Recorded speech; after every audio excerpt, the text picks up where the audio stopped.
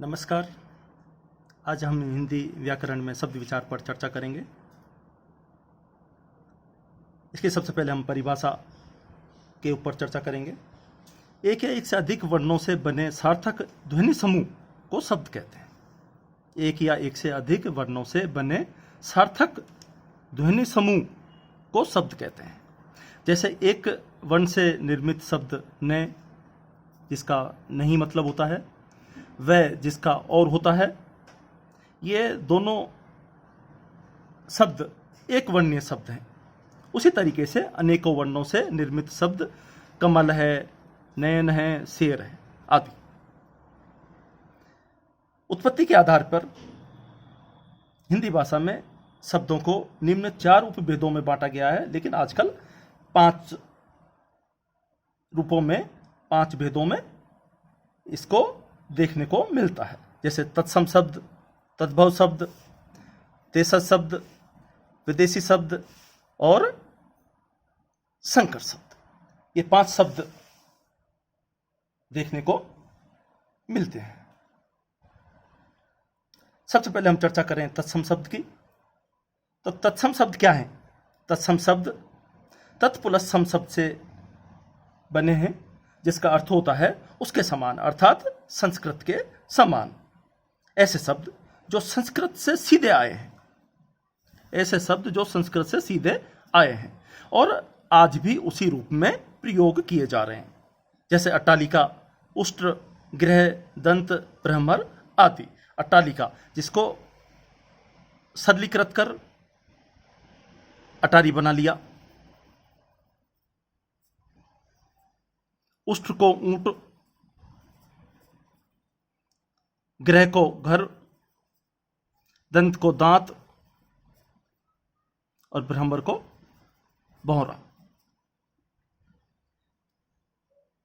इन तत्सम शब्दों का यानी संस्कृत शब्दों का हिंदी में सरलीकरण किया। अब आगे चलेंगे तो तद्भव शब्द की चर्चा करेंगे। तद्भव शब्द क्या है? तद प्लस भव शब्द का अर्थ है उससे होना, अर्थात संस्कृत शब्दों से परिवर्तित होकर बने शब्द। ऐसे शब्द जो निकले तो संस्कृत से ही हैं, पर आज उनका स्वरूप बदल गया है। जैसे कपूर, हाथ, चांद, आग। अब कपूर थोड़ा सा परिवर्तित हो गया, यह संस्कृत में कर्पूर। उसी तरीके से हाथ को हस्त, चांद को चंद्र और आग को अग्नि। ये संस्कृत शब्द हैं जिनका रूप बदल के तद्भव शब्द हो गए, यानी उनका संस्कृत के कठिन शब्दों का हिंदी में सरलीकरण कर लिया, सरल कर लिया, तो तद्भव शब्द कहलाए। उनका निकास संस्कृत भाषा से ही है, संस्कृत शब्दों से ही है। अब हम कुछ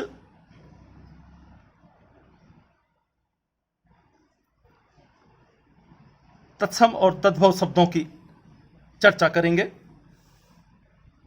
जिसमें अक्षर शब्द को अक्षर या अखर, अक्षत को अच्छत, अनियंत्र को अनत, चेत्र को चेत, क्षेत्र को खेत, शून्य को सूना, घृत को घी। उसी तरीके से तत्सम शब्द क्षीर को खीर, क्षण को छिन्न, ये नए को नए बना दिया गया इसमें। छति को छति, ये छत्रिज्ञा वाला है, ये छाता वाला है। त्रयोदश को 13, शिक्षा को सीख, वर्षा को बरसात, ग्रंथि को गांठ, ग्रीवा को गर्दन। उसी तरीके से तत्सम शब्द स्पर्श को परख, हर्ष को हरख, वृक्ष को वृख या बिरख, सूंड को सूंड, श्वास को सांस, स्वसर को ससुर। ये घुंडी वाला से है, इसको सलेट वाला से में बदल दिया और थोड़ा सा परिवर्तन कर दिया। विवाह शब्द को ब्याह, इसमें वह को बै में बदल दिया और थोड़ा सा बदल दिया। उसी तरीके से वर यात्रा को वह को बै में बारात बना दिया गया।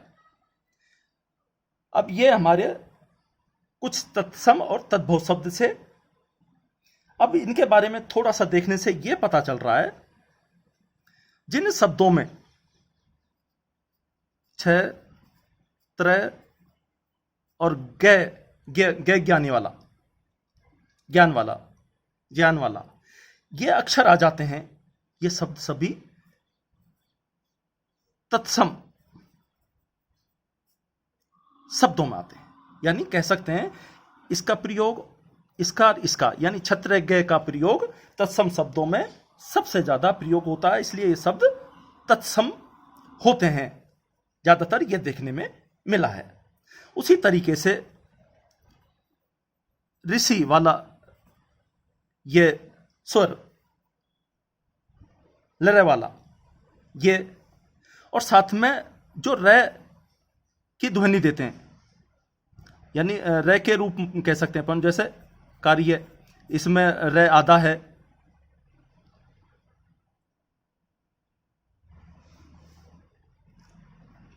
उसी तरीके से क्रम, इसमें क आधा है, रे पूरा है, और उष्ट्र,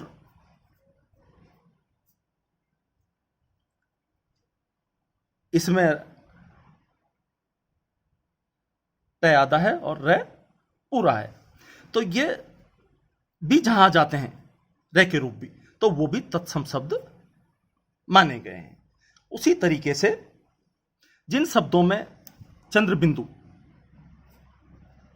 आ जाए, जैसे दांत है,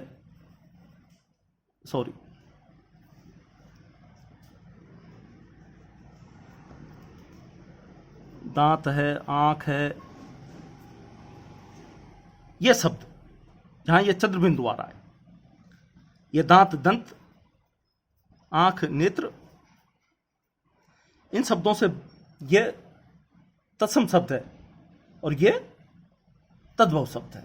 इसका मतलब जिनमें चंद्र बिंदु आ जाए और साथ में गौण व्यंजन, बिंदी वाले जो व्यंजन है,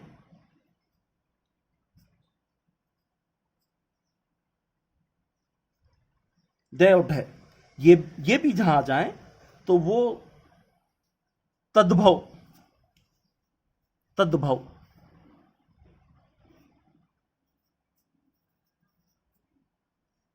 तद्भव शब्द कहलाते हैं। मेरा मतलब समझ गए होंगे। कुछ शब्द तो पूरे पूरे बदलते हैं, यानी कुल मिलाकर पढ़ना पड़ेगा, किताबों से दोस्ती करनी पड़ेगी, व्याकरण की बुक्स पढ़नी पड़ेंगी, शब्दों को बहुत ज्यादा अध्ययन करना पड़ेगा। लेकिन मोटे रूप से कह सकते हैं कि जिनमें ये छत्रज्ञ और ये रे वाले ये आ जाएं तो वो तत्सम शब्द हैं, और जो चंद्र बिंदु वाले और ये गौण व्यंजन उत्क्षिप्त वाले, बिंदी वाले ये आ जाएं तो वो तद्भव शब्द कहलाएंगे। उसी तरीके से हम चर्चा करें देशज शब्द की। देशज शब्द क्या है?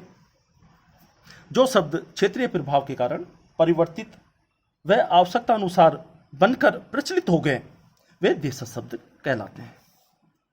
जैसे पगड़ी, गाड़ी, पेट आदि।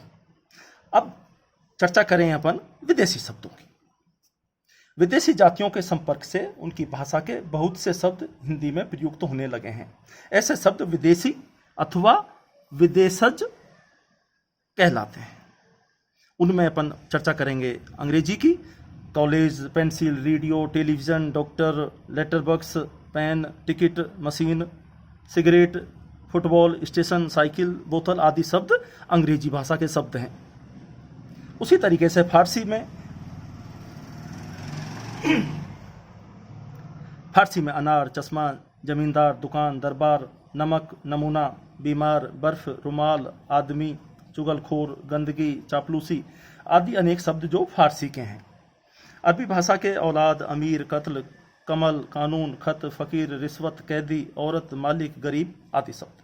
उसी तरीके से तुर्की भाषा के कैंची, चाकू, तोप, बारूद, लाश, दरोगा, बहादुर आदि शब्द। उसी तरीके से पुर्तगाली अचार, आलपिन, कारतूस, गमला, चाबी, तिजोरी, तौलिया, फीता, साबुन, तंबाकू, कॉफी, कमीज। फ्रांसीसी भाषा के पुलिस, कार्टून, इंजीनियर, कर्फ्यू, बिगुल आदि सब। वैसे ये महसूस ऐसे हो रहे हैं जैसे अंग्रेजी भाषा को हो, लेकिन ये अंग्रेजी भाषा के नहीं है, फ्रांसीसी भाषा के आए हुए शब्द हैं। उसी तरीके से अब चीनी भाषा की बात करें, उसमें तूफान है, लीची है, चाय है, पटाखा है आदि है। यूनानी भाषा के टेलीफोन, टेलीग्राम,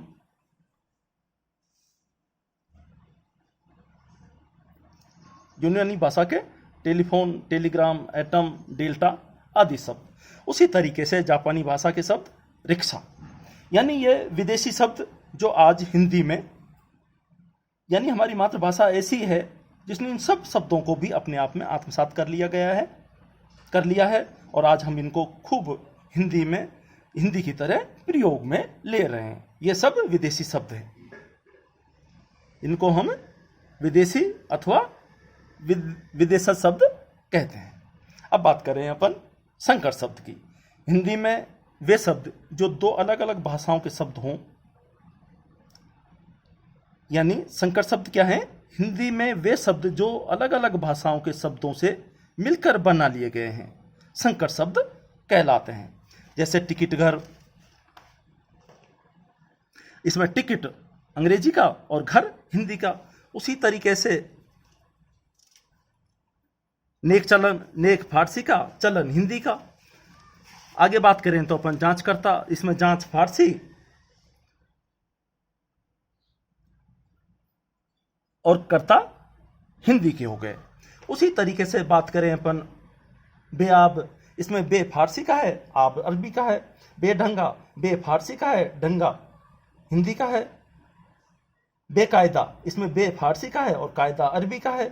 उसी तरीके से बात करें अपन संकर शब्दों में रेलगाड़ी शब्द का, इसमें रेल अंग्रेजी का है, गाड़ी हिंदी का है। उड़न तस्तरी, इसमें उड़न हिंदी का है, तस्तरी फारसी का है।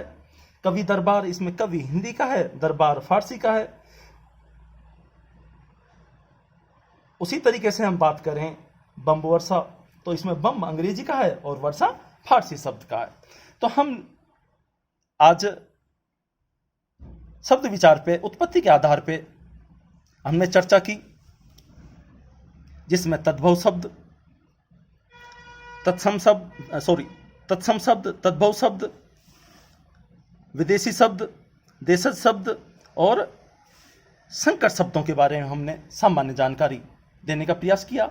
आशा है आपको ये वीडियो अच्छा लगा होगा। आपको बहुत बहुत धन्यवाद।